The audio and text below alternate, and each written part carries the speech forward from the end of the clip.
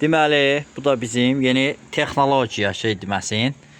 Bu bizim Daiwa Nexia'larda olan peçin vakumu. Bunu biz yığdıq avto pasos kimi Jiguli'də. Demək, özü avtomatik maşın sönən kimi pasosu çəkir. Xodda aparatda işləyir. Aparat düşür. Buna bağladıq bir dənə suyun datçikini. Demək, bu su datçiki nə rol oynayır?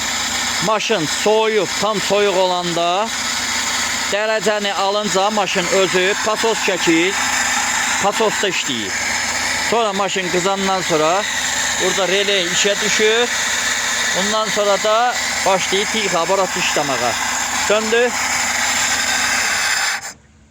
Bax, özü avtomatik olaraq sönülü vəziyyətdədir.